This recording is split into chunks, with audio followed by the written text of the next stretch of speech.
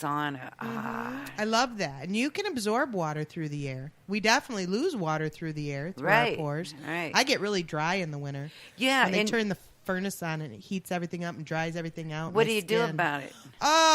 I do dry body brushing and I do lotion. Do you put a pot of water on your stove and let it boil? I have done that. And with a little bit of essential oils in or cinnamon stick during the holidays? Diffusing, yeah, absolutely. For sure. We used to have a wood stove in California, and it was a passive solar house, so we didn't have a main source of heat. And oh my gosh, that house got dry. And then I started putting a cast iron kettle on the wood stove, and when we had a fire, and that made such a big difference. Yeah, because it evaporates in the air, and then it goes through the air, and due to osmosis, water molecules will go to the driest places. Like osmosis means that if you've got a bunch of molecules of one kind and none in another section of town, they're going to spread out till they're even throughout all the sections of town. That's why we're so much alike. We get it through osmosis. Yeah. Yeah. Yes. So, but interesting. And another thing that has come up health-wise over the last few years is the pH water. And there are a lot of pros and cons to pH water. And I'm going to tell you my take, because everybody always asks me, what do you think of this pH water? Well, the problem that I have with it is the acid and alkaline debate is very difficult to weed through and differentiate. I've done a lot of research on it. I've got people who tell me that if you want to be more acidic, you have to eat more acidic foods. If you want to be more alkaline, you have to eat more alkaline foods. On the flip side, I've got people telling me that if I want to be more alkaline, I need to eat more acidic foods, because if I eat more acidic foods, then my body will regulate it and bring it back to a more alkaline state. I've got people telling me there's all kinds of benefits to manipulating water, and I'm going to look them straight in the eye, and I'm going to say, you can't do it better than God can. That's absolutely right, yes. I mean, I'm just saying, I'm not one to be a proponent of manipulating nature. No. I think nature has it right. I think we're the ones that are learning. So for me to go tell water that water's wrong and it should be something different and make a machine to make it different, I'm just kind of not for that. I just think it should come to me in the form that God made it. Now, yes, there are additives. There's things people have put into the water. There's chemicals. There's impurities. There's all this stuff. So I try to get the most basic, purest form of water, which we've talked about that before, and I like the reverse osmosis water. And the reverse osmosis water is basically water that has evaporated and then brought back into liquid form. So when it does that, it gets rid of all the impurities and all the toxins. It leaves it behind, so you get a purer form of water the way that God made it, though. I just don't like to manipulate things that go into my body. Like, it's got to be... It's got to be the way it was supposed to be in the first place. I'm not going to put something in that's been manipulated by a man-made machine. I have to agree with you on that. That's just a thing for me. But I have been to seminars through my chiropractic training. You know, I have to do continuing ed, and I have been to seminars where they make valid arguments against the pH water. And there are a lot of pros and cons. So I just want, thank you, honey. I just want everybody who, you know, wants to try that pH water, I just invite you to educate yourself. And if you look at the data and you come to the conclusion that it's safe for you, more power to you. You know, that's cool. Whatever works for you is fine by me.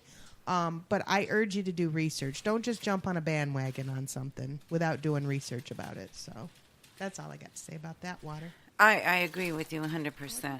You do, and you kind of have to do research about everything that you put in your body, really. You do. So I've been, you know, you can hear me coughing. I've had this congestion. And yeah, what's up with that? Well, it's the weather. It's partially the weather. It's partially the water in the air. Here we go. We're going to talk more about water. But that water, that heaviness, I can feel it. When I breathe it in, it's so thick and heavy in my lungs. I can feel it. And then it coagulates like overnight. And then I always have this, what I've always called morning stuff. You ever wake up and your nose just starts draining and your head just starts draining and you got all this congestion. You're like, where's this come from? Well, it's morning stuff because it's getting up out of your lungs from overnight from breathing in all of that water and that, humidity, which, the furnaces, they take the humidity out, but sometimes, some days are still humid through the winter. I mean, I still feel it. I can feel the heaviness in the air, that there's a lot of humidity, even when it's coming down in snow form or frozen form. Sometimes it feels like little ice crystals are in my lungs when I breathe it in. Oh, dear. Because it's so cold. Are you allergic to winter? No. I'm allergic to a lot of stuff, but I'm not allergic to winter. No. I get an irritation when the weather changes, and that's right where I get it. It's in my lungs and chest. Actually, Marilyn, I wanted to tell you, Marilyn, she's saying, speaking dry air, I boil water. Right. You took the words out of my mouth, she said. My grandma always did that in the winter. And that's the thing. We can learn from our grandparents and our parents because they had to survive a lot of winters that weren't as comfortable as what we get to go through, right? You said it, yeah. I mean, we get comfortable winters. I mean, I get a warm house. Our whole house is warm, not just around the fireplace or the stove. It's awesome. It's awesome. I woke up today so comfy, cozy in the coldest room of the house because it was warm. It wasn't the coldest room in the house. Right. I mean, it was, but it wasn't bad because it was warm. See, and I like my room always a little cold. Do you? Yes. And then you throw more blankets on? I have a down comforter in the winter. But you know what? I never breathe in cold air. I always keep my comforter up on my nose, or at least a sheet. Because it pinprickles you. Right. On the inside, I don't like it. I don't either. And you know what? My little granddaughter does that. Really? She covers up her face like that. That's intuitive for her. Isn't that cute? She knows because she's connected to you. Uh-huh. That's just like stuff that our kids do that are like us without us even doing anything. It's so funny. Yeah, my husband, he didn't grow up around his dad. And when he became an adult, he started going around his dad. And so here I come into the picture and I meet his dad and I'm like, oh my gosh, you're so much like your dad. And he never And he didn't really grow up around him. And he's like, I don't know what you're talking about, but he knows. He knows. Hi, Lloyd. And your boys have no excuse. They are so much like him. Oh, yeah. They're blessed with the best from both of us. Yes, and I agree. They're kind of cursed a little with the worst from both of us, but that's okay. It's okay. It's not so bad. I mean, the worst of us is not so bad. Yeah, the worst of you is the best of some others. You know what? I could name names, but I won't. Yeah, we're not going to name names. But that's a beautiful sentiment. I actually... I heard that from somebody. Well, I was telling Patrick because I'll just talk about it. I'll just throw it out there because you guys always get the brutal honesty from me. So on Facebook, every so often, I change my profile picture. Yes. And I do that because I like to put something new up, but I don't do it a lot because I don't want people to think I'm just out there for selfies, Because I don't know, that's one of my shadow self things. I don't like to see that. I don't like to see when people are putting up a new selfie like every day or every other day. It's just like, oh my gosh, you're so annoying. Like, yes, you're pretty. Now leave me alone. But people do that, and then a lot of people get in and chime on, oh, you're so pretty, you're so pretty, you're so pretty, which is nice. That's a nice thing. So I don't do it often because I don't want people to think that I'm out there posting to trying to fish for compliments or whatever. Because that's the first thing that came into my mind. Yeah, because that bothers me. But the way that Facebook's set up, I haven't trained myself, if there is a way, how to not do it. But when you post a new profile pic, it just automatically there's no way not to do it, I don't think. So I've tried to do that. I've tried to, hide it from feed, but I'm only hiding it from myself. Everybody else sees it. And I know that because I still get the comments. So all these wonderful women. And we were talking about women the other night when I was on the Devolution show with you. We were talking about how women can be catty to one another, or how women in the past have not been so supportive of other women, in different situations. I won't go into that, but the topic of the Devolution show, we were talking about it. Mm-hmm. And I was like, I'm pretty blessed because all the women that I know, all the people in my circle, they're all just so flippin' supportive of each other. It's so beautiful. It really is. It's very beautiful. So this picture went out the other day, and I got some likes, which was very nice. And I got some comments. I got probably about 12 to 15 different comments. How pretty the picture was. And I thought that was super nice. And, every single comment was from women. Aw, I even said something to you in person when you were here. You did. Right. I'm sorry. One comment was from a man who is a very, very dear, special friend of mine. So thank you, Robert. I appreciated that. But all the other comments were from women. And I thought that was special. Yes. And I stopped and I sort of reflected on that. What a blessing the women are in my life. The men are too. Don't get me wrong. But I just thought that's very nice that the women said that, and that was the majority of the comments and compliments. That just says something about the people around me. So thank you all. It was very nice. It wasn't to fish for compliments, but it was very nice, and I appreciate when people say nice things. So thank you. I'm going to eat a cookie. And it's nice that you accept them as well as you do, compliments. Oh, well, you have to. That's the way they're meant. To not be able to accept. We all know people who can't accept a compliment. And isn't that so, hard to deal with?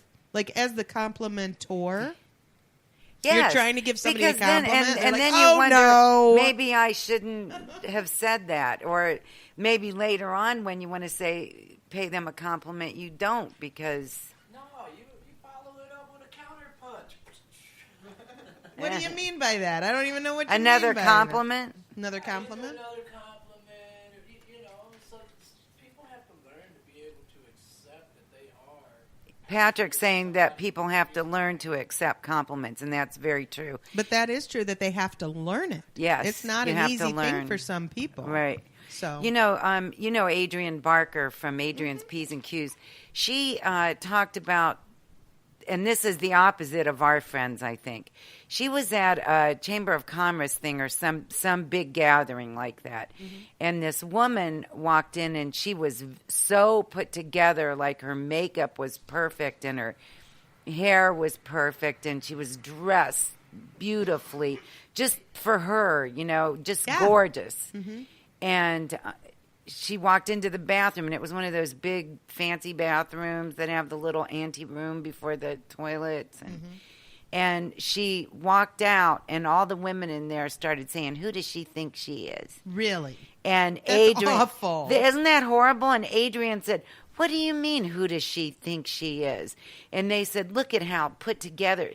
And Adrienne goes, "Oh, my God, you should be telling her how beautiful she looks. Good and for Adrienne. How put together she is. Why would you even say things like that?" I was really proud of her. That's why Adrienne is one of my best buddies. Right, I love her. Right. I've only met her a few times, and I love her. And, when that lady was getting ready that morning, she didn't do it to get compliments. She does it.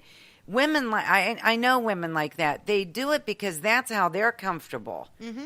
And they want to present not their best side. Yes, making the best of their shell like divas do. Mm-hmm. She wasn't trying to impress anyone or... Well, and maybe she was, but who cares? Who cares? How hard is it just to be nice and go, "Oh, man, you look so super nice today." I tell people all the time. What color lipstick is that? I mean, anything you can say. And if you can't find something nice to say to somebody, don't say anything. Yeah.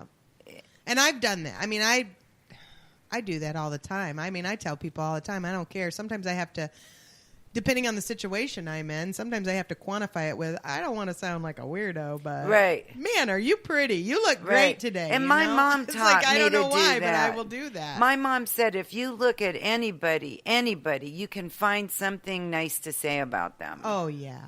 I mean, beauty is not, to me, not that big a deal anyway. I mean, I guess it is. I don't. Or you can simply say, "Oh my gosh, that was so nice of you." But I really like to tell people, appreciate them, that they appreciate themselves. Let's put it that way. When I compliment somebody on their beauty, it's mostly because I'm appreciating them appreciating themselves. Right. That's a nice way to look at it. Mm-hmm.